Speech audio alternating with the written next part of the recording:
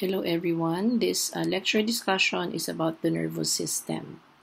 Ang nervous system, ito yung primary control system of our body. This means that all our body systems are under the control or regulation of the nervous system. Imagine that if the nervous system stops functioning, yung body natin, it can only stay alive with the assistance of life-supporting machines.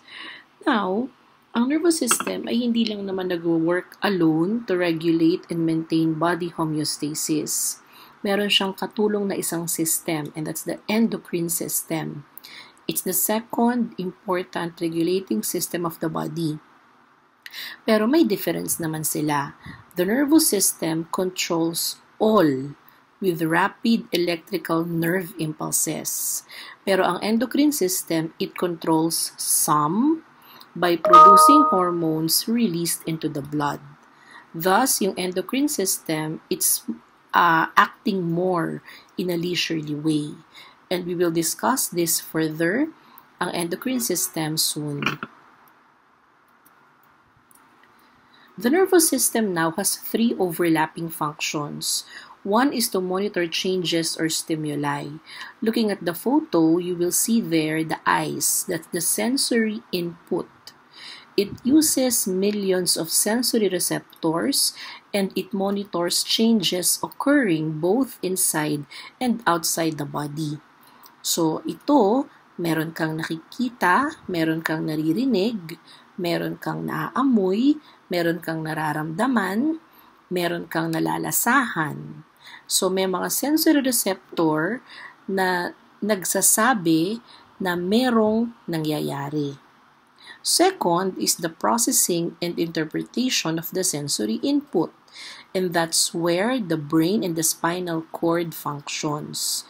Ito yung nagpoproseso at nag-i-interpret ng mga sensory input. And siya ngayon yung nagde-decide kung anong kailangang gawin at the moment. Ang tawag doon, integration. And third, it causes a response or effect. Na-activate yung muscles or glands as effector. Kasi nga, sinabi na nung brain and spinal cord kung anong dapat gawin. So, nagkakaroon ngayon ng motor output. Giving you a good example of this, the sensory input, the integration, and the motor output is when you are driving a car. So, habang nagdadrive ka, nakita mo na yung traffic light turned into red. That's a sensory input. And then, your brain interpreted that. Therefore, ano dapat yung gawin mo? Magbe-brake ka. So, yung paa mo, iaapak mo dun sa pedal brake. As a motor output, because it means that nag-stop na yung traffic light and you need to stop the car. So, yung prosesong yon simply showed the overlapping functions of the brain, which is again sensory input, integration, and motor output. Let us now discuss the different classifications of the nervous system. Una, meron tayong structural classification. Ang dalawang structural classification ay ang central and peripheral nervous system. When we say central nervous system, we are talking about the brain and the spinal cord. Ito yung integrating and command centers ng ating katawan. Sila ang nag-i-interpret ng mga dumarating na sensory information, sila yung nagpoproseso nun, at sila yung nag-i-issue kung ano yung instruction, motor function. Now, the peripheral nervous system are the cranial nerves and the spinal nerves. So, pag sinabing nerve, siya yung daanan, no? Nagdadala, papunta, at pabalik. Pag sinabing cranial nerves, they carry impulses to and from the brain. Pero pag spinal nerves naman, they carry impulses to and from the spinal cord. So again, they are the communication lines. Siya yung nagli-link sa lahat ng body parts from the sensory receptors to the CNS, and from the CNS to the appropriate glands or muscles for motor function, which was earlier described dun sa interlapping or overlapping na functions ng nervous system when it comes to sensory input, integration, and motor function. Now, the second classification of the nervous system is based on the functional classification. It's only the peripheral nervous system na may functional classifications. Ito yung sensory and motor. When we say sensory or the afferent division, ito yung mga sense organs. So, ito yung ating sense of sight, sense of hearing, sense of smell, sense of taste, sense of touch, which we will have a discussion separately. Ito yung nagpapanatili na ang ating CNS ay constantly informed sa lahat ng events na nangyayari, both inside and outside the body. Second is the motor or the efferent division. It's the one activating now the muscles and the glands, base doon sa interpretasyon ng brain and spinal cord. Dalawa yung subdivisions niya. We have the somatic and the autonomic. When we talk about somatic, these are the voluntary controls and they are the skeletal muscles. Kapag naman autonomic, involuntary ito. These are the cardiac and the smooth muscles. Now, the autonomic nervous system has two parts, the parasympathetic and the sympathetic nervous system, which we will also further discuss later on. But to briefly describe it to you, yung parasympathetic control is our body functioning during normal circumstances. Pag naman sympathetic control, it's the brain and spinal cord activating the orders during times of stress. Even though we think of the nervous system as a very complex system, ang nervous tissues ay meron lang dalawang principal types of cells. And what are those two types of cells? We have the neurons and the neuroglia. The neurons are also called nerve cells. They are highly specialized because they transmit messages. In short, para ba silang nag-uusap sa isa't isa? Our brain is made up of billions and trillions of cells, and all these neurons talk to each other.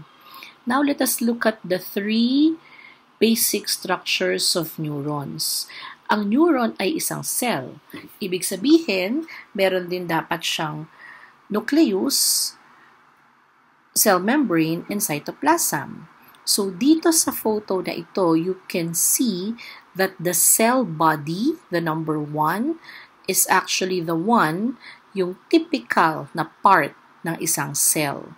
So, ang cell body, nandiyan yung nucleus, nandiyan yung cytoplasm, and including the cell membrane itself. So, nandiyan yung mismong pagproseso at pag-interpret ng mga messages. They process the information in the cell body of the neuron. Now, ano ngayon yung number 2 and number 3? 2 dendrites, 3 axon. Because neurons should talk to each other, dapat meron silang link sa isa't isa. When we say dendrites, sila yung responsible sa pag-conduct ng impulse toward other cell bodies. So, papunta sa cell body ng ibang neuron. Diyan dumadaan. A neuron may have 2 or more dendrites, as you can see in the photo. The third one is the axon. Si axon naman, siya yung nagko-conduct ng impulse away from the cell body para makarating dun sa ibang cell body ng neurons. Ang isang neuron, meron lang isang axon. You can see here also synapse. Synapse are actually the spaces or junctions where an impulse is transmitted from one neuron to another. Although neurons are very close, they do not really touch each other, and synapse yung nasa gitna nila. Next is the myelin sheath. Ang myelin sheath, it's a whitish, fatty material which protects and insulates the fibers. Ano yung pinaka-importanting function niya? It increases the transmission rate of nerve impulses. Now, just to briefly inform you of some homeostatic imbalances involving the myelin sheath. Ito yung multiple sclerosis and Guillain-Barré syndrome. Ang multiple sclerosis ay problema ng myelin sheath sa brain and spinal cord. Ang Guillain-Barré syndrome naman ay problema ng myelin sheath sa cranial nerves and spinal nerves. So again, the most important function of the myelin sheath is insulating the fibers, and therefore it increases the speed of transmission ng nerve impulse. Kaya meron ding kinalaman doon sa mga symptoms na nararanasan ng taong may multiple sclerosis or Guillain-Barré syndrome. But again, MS is multiple sclerosis, myelin sheath problem sa CNS. Ang GBS naman is Guillain-Barré syndrome, myelin sheath problem in the peripheral nervous system involving the nerves, cranial nerves and spinal nerves. What are the functional classifications of neurons? So we have afferent neurons, and internuncial neurons. When you say afferent neurons, sila yung sensory neurons, and their movement is going up. They move in the ascending tract. Yung efferent neurons are the motor neurons. They move down. Sila na may dumadaan sa descending tracts. And the internuncial neurons are the association neurons, meaning they connect both the afferent and efferent neurons in the neural pathway. Going back to my previous example of someone driving the car, yung afferent neuron is the sensory neuron, meaning nakita mo nag-color red yung traffic light. So, ang andar nun from your eyes ascending going to the brain. And then, nag-connect internuncial, ininterpret ng brain. Ano ngayon yung efferent neuron function, descending pathway, specifically to your foot so that you can brake the pedal. Next group of cells of the nervous system is neuroglia. Neuroglia are the supporting cells in the central nervous system. And they are lumped together, literally ang tawag nerve glue. No? Sila ay tinatawag din minsan na glial cells or glia. Ang neuroglia, they include many types, no? They support, they insulate, they protect the delicate neurons.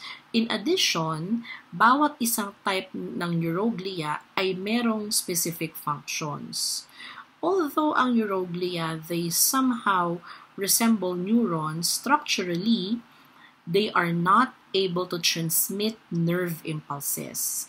Remember, ang pag-transmit ng impulses is a function highly developed only among neurons. Hindi siya kayang gawin ng neuroglias.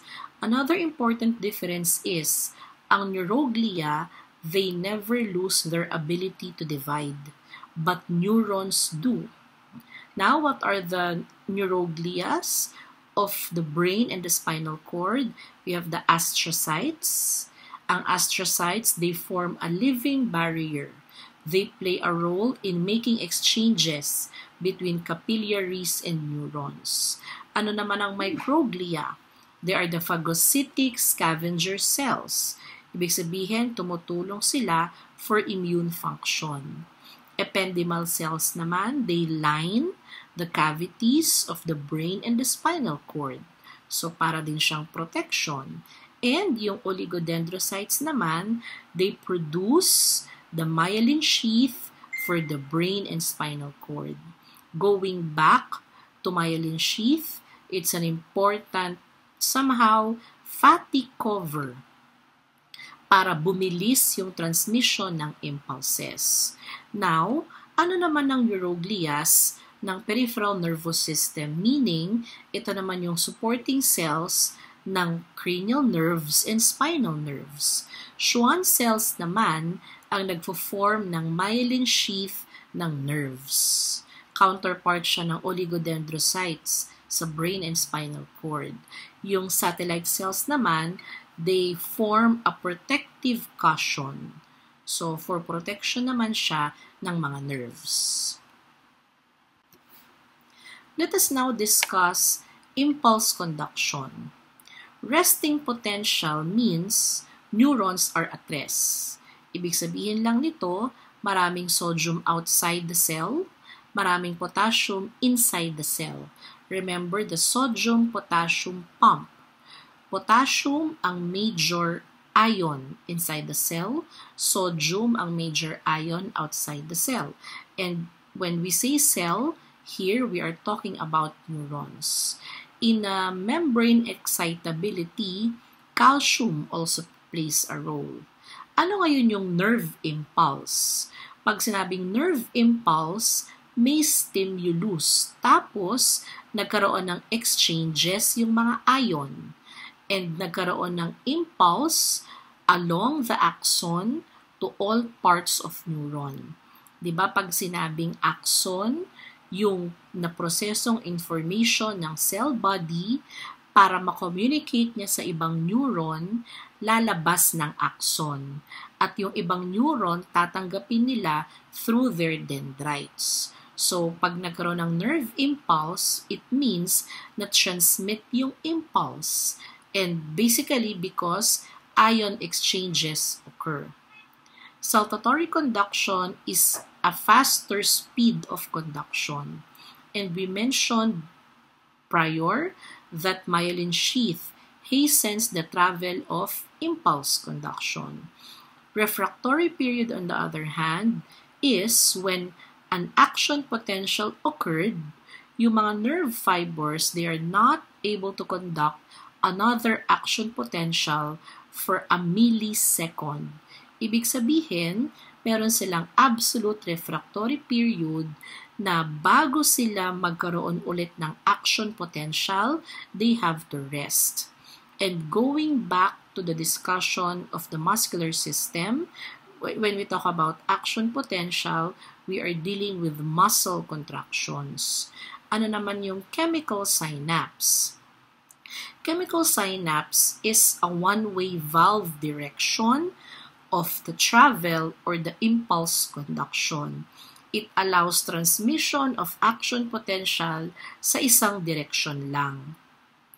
Neurons only follow a one-way direction at tuloy-tuloy siya, hindi dapat huminto at hindi rin dapat bumalik.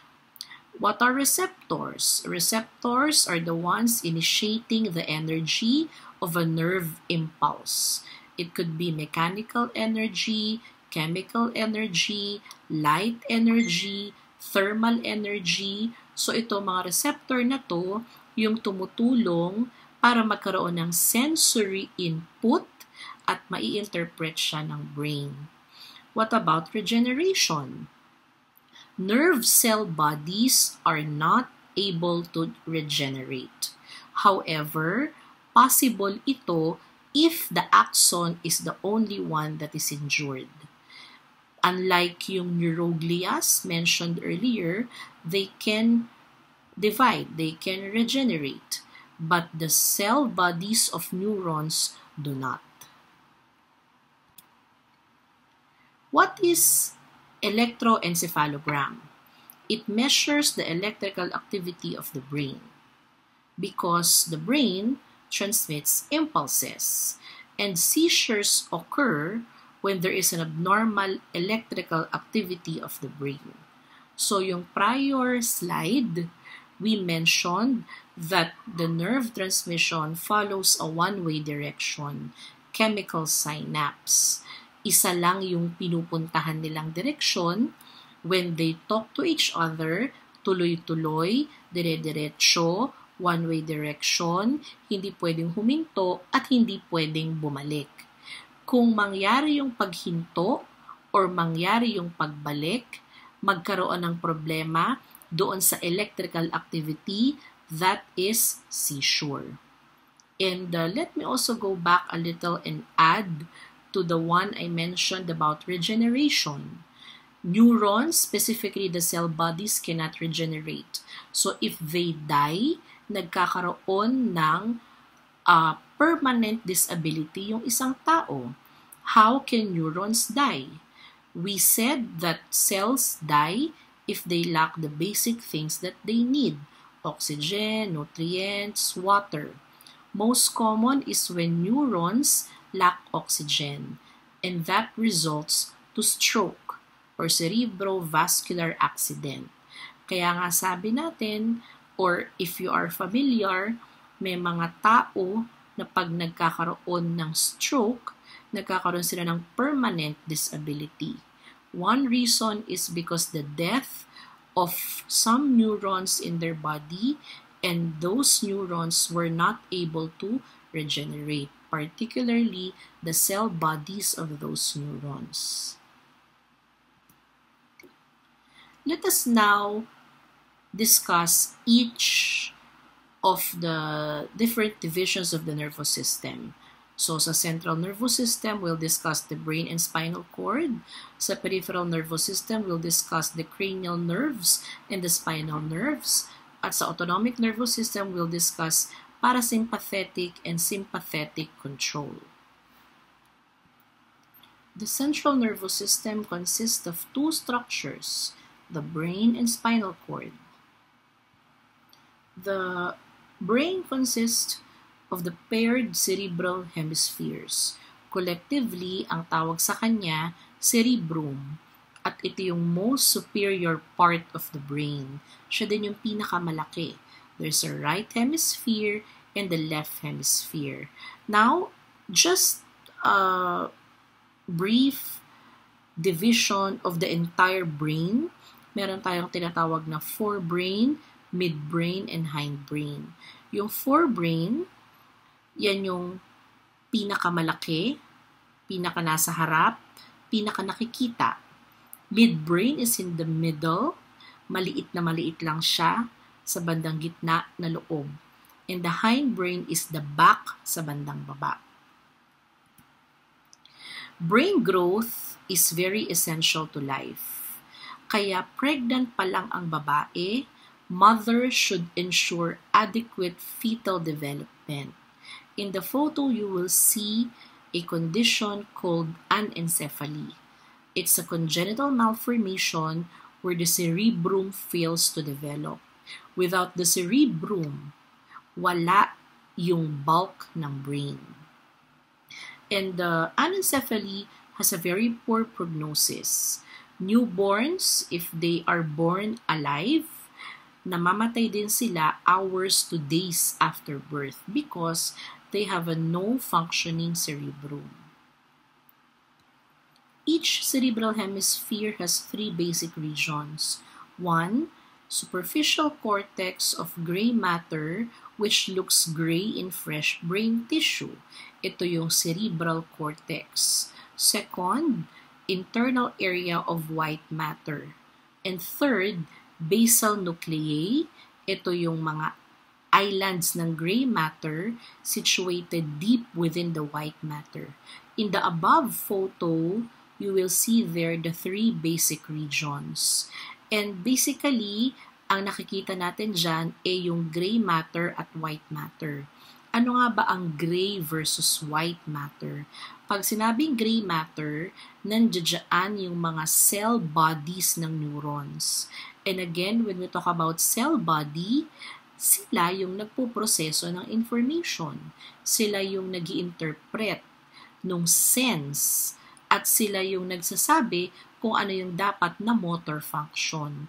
So, nandiyan yung integration center in the gray matter because the cell bodies are there.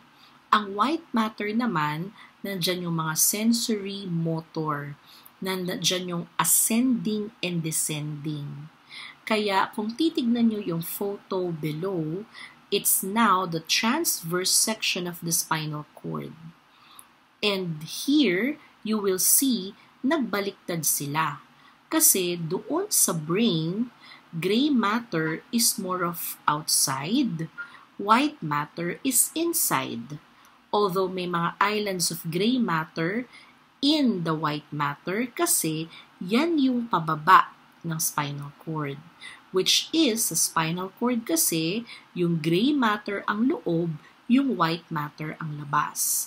Because ang white matter are the ascending and descending tracts. So, manggagaling sa peripheral, papasok muna ng white matter yung sensory input. And then, pagpasok sa loob ng gray matter, ibig sabihin, spinal cord pa lang pala, nauumpisahan na yung pagproseso ng information. Pero, aakyat siya sa central canal para makarating doon sa mismong gray matter ng brain within the cerebral cortex to finally process information. Kapag final na yung nag-process na information, babalik ulit sa white matter ng brain papaloob hanggang makarating ulit pababa ng spinal cord for the motor function. So, I hope you will be able to imagine again going back to the driving person in a car. Yung nakita niya yung red light. Sensory input going to the eyes. At para makarating yon, dadaan muna ng white matter. Ibig sabihin, papunta pa lang ng brain, umaandar na siya, meron ng kaunting gray matter to process. Pero pag nasa brain na siya, ang final destination niya is interpretation in the cerebral cortex with lots of gray matter as it contains the cell bodies. As the information was processed, natapos na yung sensory input, babalik na naman ang white matter, but this time, iba naman yung kanyang gagawin for motor function naman. Pababa ng white matter hanggang sa dumating sa muscles and glands, particularly yung foot, para maapakan yung pedal ng brake.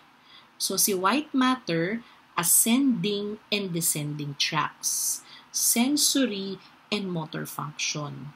Pero si gray matter, cell body, processing of information. Meron pareho niyan sa brain and spinal cord. Pero mas bulk, of course, yung gray matter sa brain. Nandun siya sa labas, cerebral cortex. Pero yung white matter, nasa bandang labas naman siya ng spinal cord. Kasi doon manggagaling yung peripheral. Pero spinal cord pa lang, may gray matter na nagpoproseso somehow ng information. Now, each cerebral hemisphere is also divided into a number of lobes. They are named for the cranial bones that lie over them. Si frontal lobe, responsible for personality, behavior. Yung mga tao na sobrang tahimik, kalog, maingay, nandiyan siya sa frontal lobe area. Higher intellectual function. That's why sometimes you joke a person na pag malapad yung noo niya, matalino siya. Kasi nasa frontal lobe ang higher intellectual function. In the frontal lobe also, you will see the precentral gyrus or the bulk where motor function is achieved. Broca's area is a specialized motor speech area. What I am doing right now is motor speech because I am talking, I am speaking. Parietal lobe now is the post-central gyrus. Siya kasi yung nagre-register ng general sensation. And temporal lobe is the areas, nandiyan yung hearing, taste, and smell. Wernicke's area is the sensory speech area. What you are doing is sensory speech because you are not speaking, but you are listening to me. You are trying to understand what I am saying.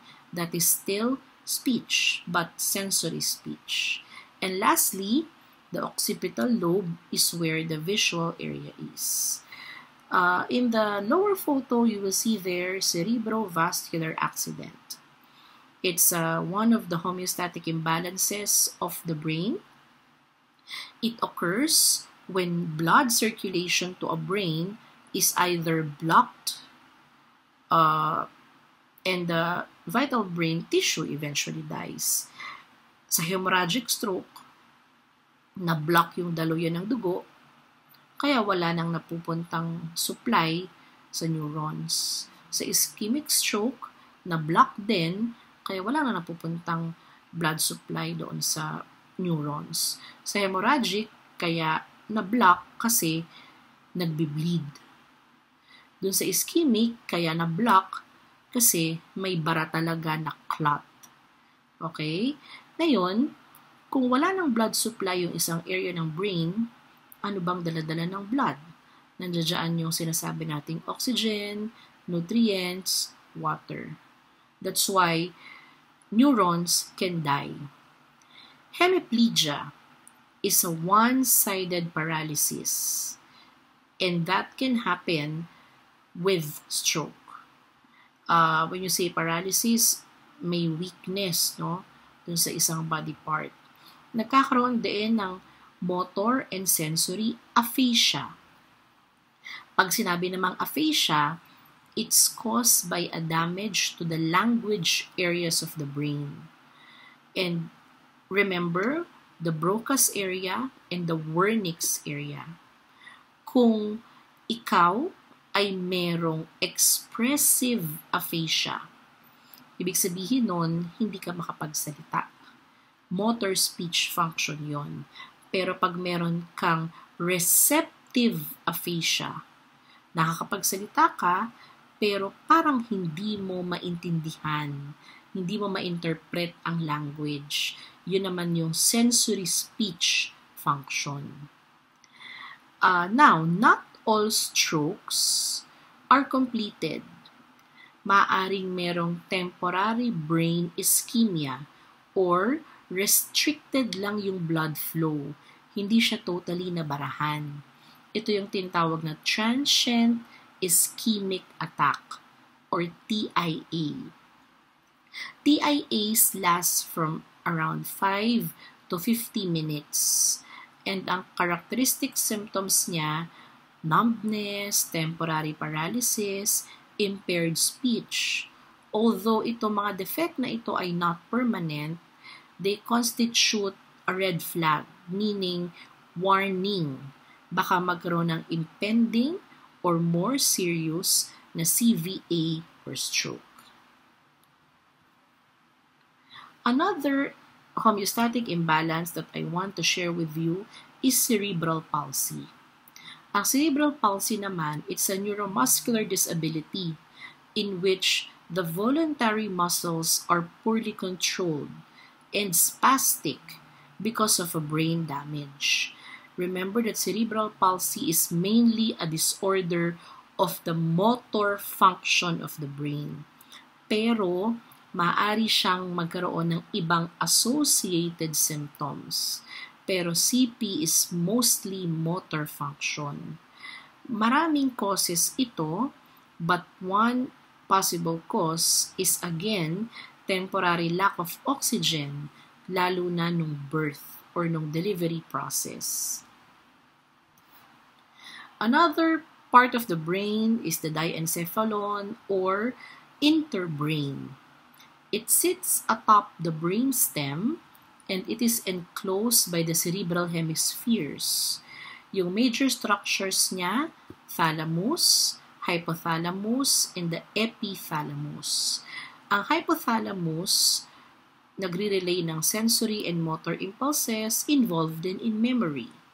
Hypothalamus is one essential part of our body. Integration center siya ng autonomic nervous system. Nagre-regulate din siya ng temperature, food, and water intake. Hypothalamus ang ating hunger and thirst center. Kaya ka nagugutom, kaya ka nauuhaw, nai-interpret na siya ng hypothalamus. It also regulates hormonal activity, specifically ang pag-secrete ng hormones ng anterior pituitary gland. Part din siya ng limbic system, which means siya yung responsible din sa mga drives and emotion, instinctual drives, sexual drives, and the different emotions, happy, sad, anger, fear, etc. Epithalamus now forms the pineal gland and the choroid plexus. Ang pineal gland, it's another gland we will be discussing in the endocrine system. And yung choroid plexus, yan naman yung gumagawa ng cerebrospinal fluid or CSF, which is also a part of our discussion later. Next is the brainstem. The brainstem is about the size of a thumb in diameter and approximately mga 3 inches siya. It consists of the midbrain, pons, and medulla oblongata. Now, si midbrain, andyan yung visual, auditory, and motor centers. It contains the nuclei of cranial nerves 3 and 4. Cranial nerves will be discussed later on. Pons, it relays information from cerebrum to cerebellum. It controls respiration at nandiyan naman yung nuclei ng cranial nerves 5 to 7. Medulla oblongata relays sensory information to cerebellum. It controls heart rate, blood pressure, respiration, and vomiting. Andito naman ang nuclei ng cranial nerves 8 to 12. Now, extending also the entire length of the brainstem is a diffuse mass of gray matter, reticular formation. Ito ay tumutulong din sa motor function, sleep and wake pattern. Kaya tayo inaantok, nagigising, and then we can adapt to these changes, lalo na pag nagpunta ka ng ibang bansa, iba yung araw-gabi, unti-unti kang mag-a-adapt. It also filters sensory input. Damage to this area causes unconsciousness and coma. So imagine how important the brainstem is. Kapag nagka-problema ang brainstem, ito yung nagre-rely ka na lang doon sa mga artificial life support. Because even if you have a functioning neurons, wala yung mga nuclei ng cranial nerves na magdadala sa ibang part ng katawan. Para kang nando sa vegetable state. Plus, here, it controls the vital organs. Imagine, respiration, heart rate, blood pressure. So the brainstem is a very, very significant structure of the brain. Next is the cerebellum or the little brain. Cerebellum, like the cerebrum, has 2 hemispheres, right and left, and there's a convoluted surface. Yung cerebellum, meron din siyang outer cortex na merong gray matter at meron din siyang inner region ng white matter. It plays its role less well when sedated by alcohol. Kaya, yung mga intoxicated, they have a problem with the functioning of the cerebellum. At ano ba ang function ng cerebellum? It coordinates movement, it controls posture, balance, and fine motor movement, and also motor learning. So, ang taong lasing, bakit parang walang coordination ang movement, yung posture, walang balance? It's because it plays its role less if sedated by the substances present in an alcohol. Also, if the cerebrum is damaged, movements become clumsy and disorganized. Ang tawag doon, ataxia. People cannot keep their balance, no? yung may mga ataksya, although they are not drunk, they may appear drunk because of the loss of muscle coordination. They are no longer able to touch their finger to nose with eyes closed. It's a feature that healthy individuals accomplish easily. In the laboratory part of the anatomy and physiology, may mga tests doon to check cerebellar function, one of which is yung touching finger to nose alternately and randomly. The next structure of the central nervous system is the spinal cord. It's a cylindrical cord which provides a two-way conduction pathway to and from the brain, and it is a major reflex center. When we say two-way pathway, nandyan kasi yung ascending and descending tracts. And major reflex center siya, which means the reflexes, which we will be further discuss in the laboratory portion, yung spinal cord ang nag-innervate ng mga reflexes na ito. It's also cushioned by the meninges and covered siya by the bone vertebral column. So we have 30 pairs of spinal cord. Ang pangalan nila similar to the bone encasing them. Cervical is C1 to C7 cords. Thoracic is T1 to T12 cords. Lumbar is L1 to L5 cords, sacral S1 to S5, and the coccygeal. Here is a photo of a homeostatic imbalances called spina bifida. Just like the brain, prenatal care is very important for development of the spinal cord, particularly intake of vitamin B9 or folic acid during pregnancy. And kung merong kakulangan nito sa pagbubuntis ng nanay, maaaring magkaroon ng spina bifida. It's a collective term for congenital malformations of the spinal cord which results when the vertebrae fail to form completely. So maaaring nagkaroon ng problems doon sa mismong spinal cord, maaaring meninges, o kaya yung vertebral column. Here we see a cross-section of the spinal cord. So again, gray matter is where cell bodies are. Meaning, spinal cord pa lang pala, napoproseso na yung information. Pero ang final processing is in the brain. White matter, nandiyan yung ascending and descending tracts. Ang sensory neuron, ascending tract. Ang motor neuron, descending tract. We also see there the dorsal root, that's the posterior part, and the ventral root, anterior part. So, si spinal nerve, yan yung nagko-connect to the peripherals. So, again, kung merong sense or stimuli, papasok yon via dorsal root. Kasi yun yung daanan ng sensory neuron paakyat. Pag umakyat na siya na proseso ng brain, ang ending nun, gray matter ng brain, bababa naman, dadaan ng white matter, and then motor function na siya.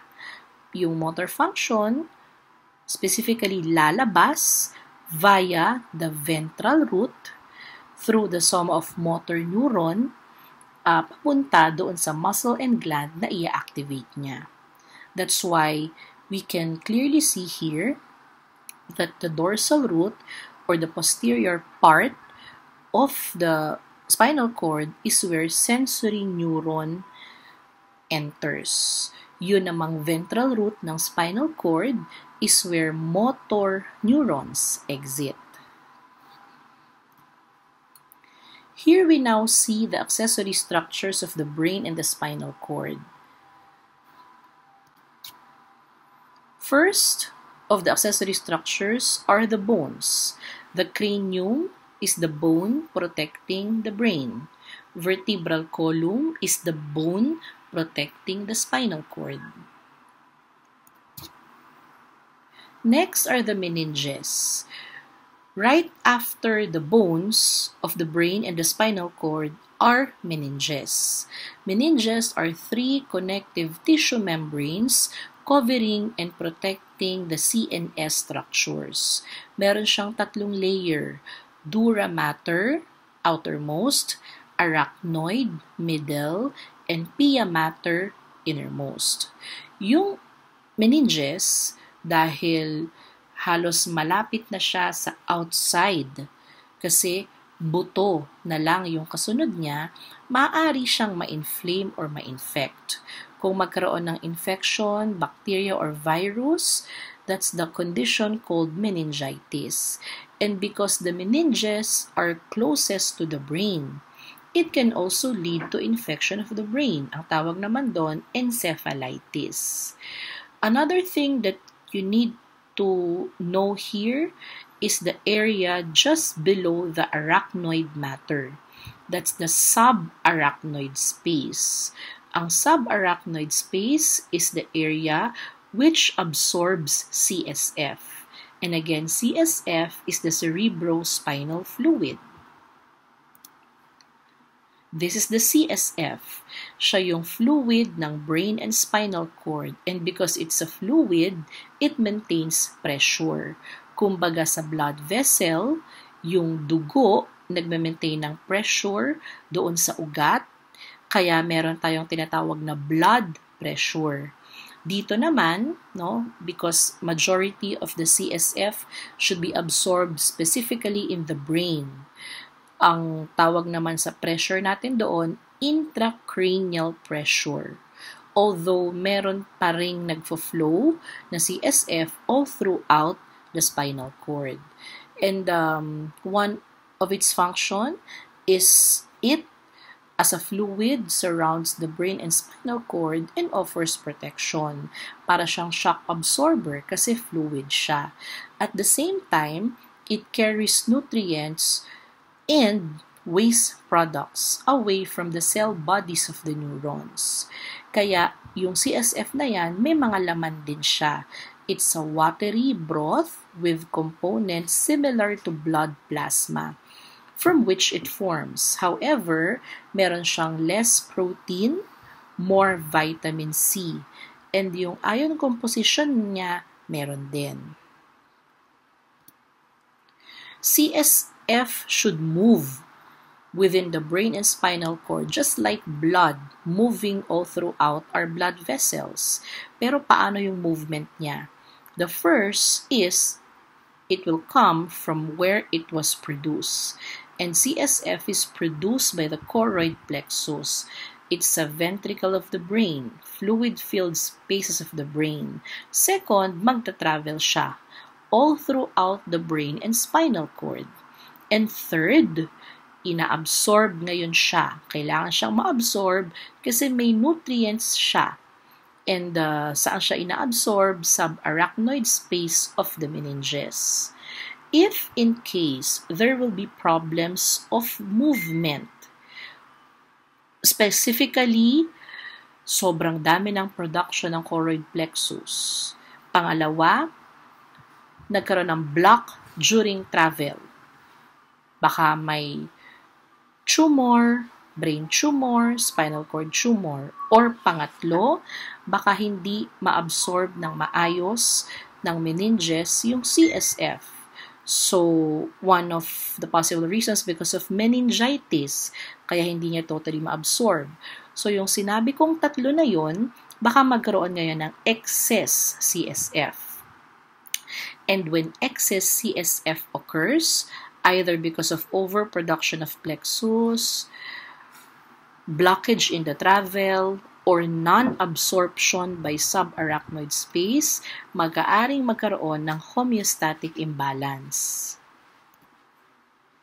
That is hydrocephalus.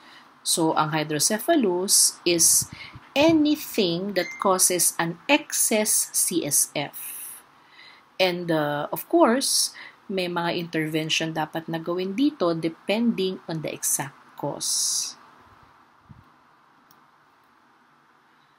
The last of the accessory structures of the brain and spinal cord is what we call the blood-brain barrier. When you say blood-brain barrier, para bang may humaharang dun sa lahat ng dapat na makapasok sa ating brain, particularly protecting the neurons of the brain, which are really very important cells, because neurons are kept separated from blood-borne substances by this blood-brain barrier. It's composed of least permeable capillaries in the whole body, meaning hindi lahat pwedeng makapasok sa loob. These capillaries are almost seamlessly bound together by tight junctions all around, as shown in the photo. Ano lang yung napakadaling makapass through ng capillaries? Water, glucose, and the essential amino acids. Yung mga metabolic wastes such as urea, toxins, proteins, mostly drugs also, they are prevented from entering the brain tissue. We will now go through the peripheral nervous system by discussing the nerves, the cranial nerves, and the spinal nerves. Here we see the 12 pairs of cranial nerves which primarily serve the head and neck. Only one pair, which is the vagus or cranial nerve number 10, extends to the thoracic and abdominal cavities. We see here also that the cranial nerves are numbered in sequence, and in most cases, yung mga pangalan nila, they reveal the most important structure that they control. So again, ito ay mga nerve. So yung impulses, they carry to and from the brain, to and from the structure na sinaserve nila. Let us also try to remember whether they serve in terms of sensory function, motor function, or both. So, cranial nerve 1 is olfactory, sensory for the nose, so smelling. Cranial nerve number 2, sensory, eyes, so the sense of sight. Cranial nerve number 3, oculomotor, motor function, movement ng eye muscles. Cranial nerve number 4, trochlear, is also motor, movement also ng eye muscles. Cranial nerve number 5 is trigeminal, both sensory and motor, sa face and yung pag-chew. Cranial nerve number 6 is abducens, motor also for movement of the eyes. Cranial nerve number 7, motor, face. Cranial nerve number 8 is vestibulocochlear. It's sensory for hearing. Included din ang balance. Before, it's called the acoustic nerve. Cranial nerve number 9 is glossopharyngeal. It's for motor and sensory function ng pharynx, tongue, tonsils.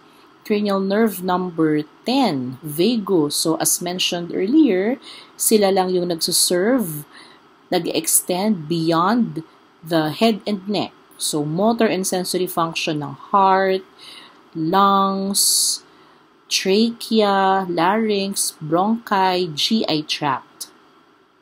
Cranial nerve 11 is motor, movement ng shoulders and neck. And the last, cranial nerve number 12 is hypoglossal, movement naman ng tongue. You can see also that I wrote here an acronym, OOOTTAFAGVAH, or simply OOO, to touch and feel a girl's vagina.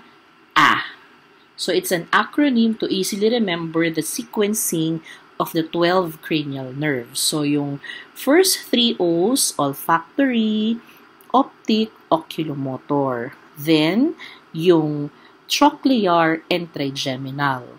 Yung first A, abducens, F for facial. The second A is acoustic because before, acoustic yung vestibulocochlear nerve. Glossopharyngeal, vagus, accessory, and then the last is hypoglossal.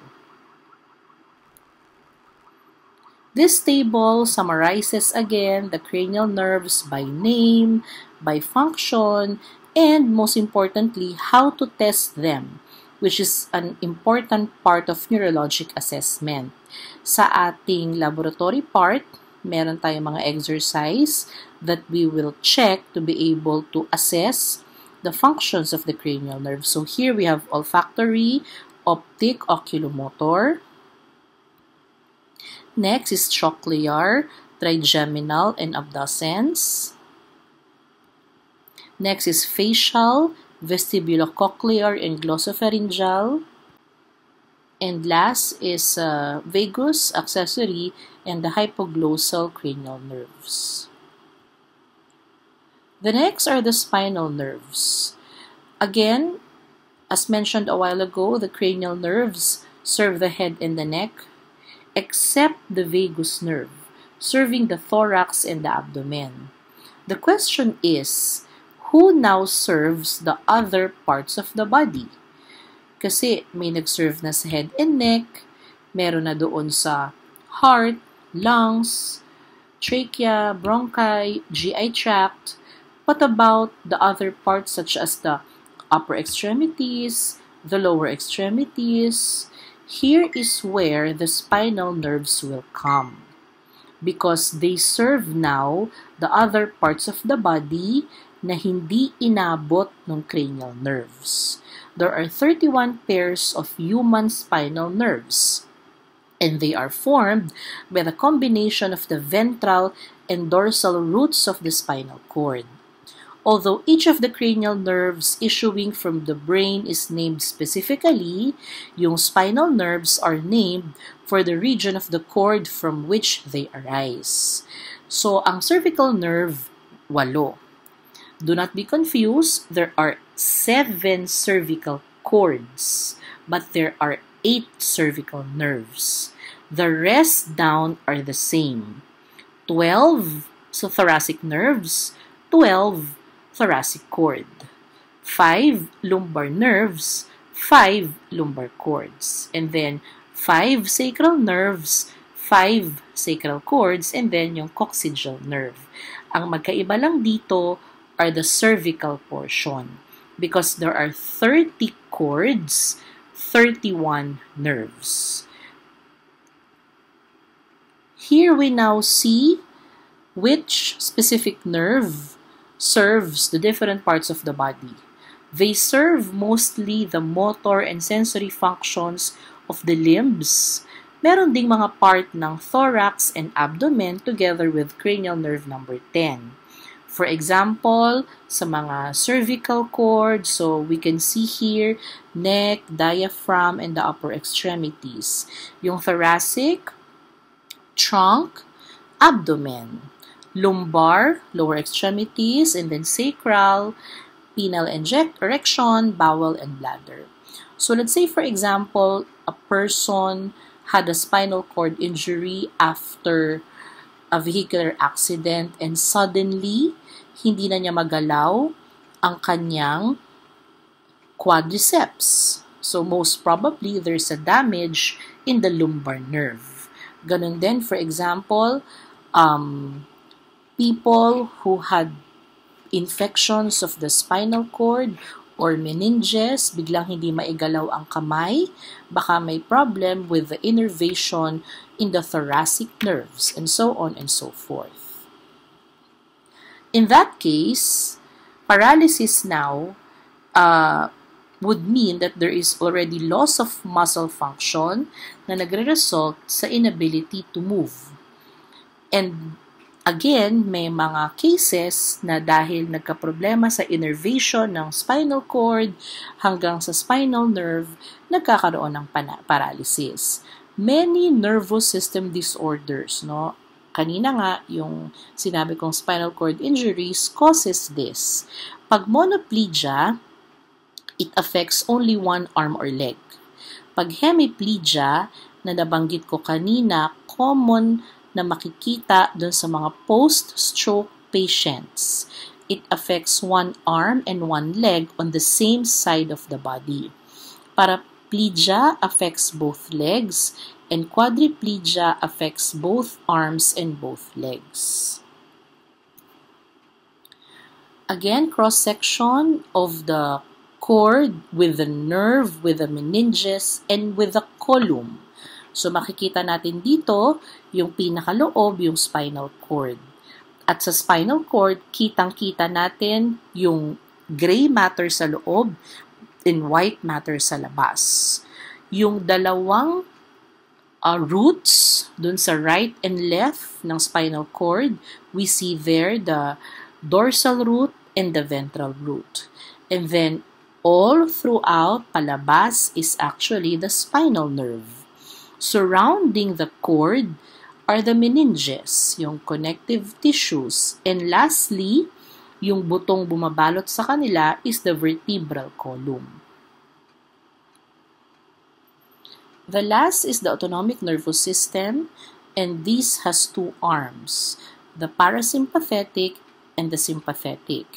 They both serve the same organs, but ang kanilang cause ay essentially opposite effects. They counterbalance each other's activities to keep the body systems running smoothly. Please remember that the parasympathetic division controls organs during normal functioning. They allow us to unwind and conserve energy. Second is the sympathetic nervous system. The sympathetic division also serves the same organs, but it mobilizes the body during stress or extreme situations such as fear, exercise, or rage. These now are the differences which you have to remember very carefully to be able to identify what are the functions of the parasympathetic and what are the functions of the sympathetic. Again, the parasympathetic division is most active when the body is at rest and when the body is not threatened in any way. Relax lang, normal functioning. Its best activity or its example is best illustrated by someone na relax lang siya after a meal, nagbabasa ng newspaper. Ito yung housekeeping system ng ating body. On the other hand, the sympathetic division is often referred to as the fight or flight system. Yung activity niya very evident when we are excited or we find ourselves in an emergency or threatening situation. For example, nasunog ang bahay mo. It is working at full speed when we are emotionally upset and physically stressed. Para nang sa gayon, we are in the best condition to respond to threat, gaya ng tumakbo, makakita ng mas maayos, makapag-isip ng mabilis. So let us look at the differences.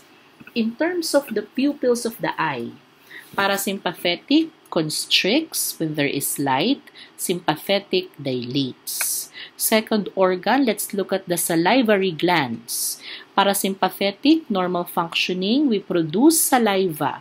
Kahit nga tulog, we produce saliva. Sympathetic, it inhibits flow of saliva. Third organ we can see there is the heart. Parasympathetic, it's a slow heartbeat. How slow it is?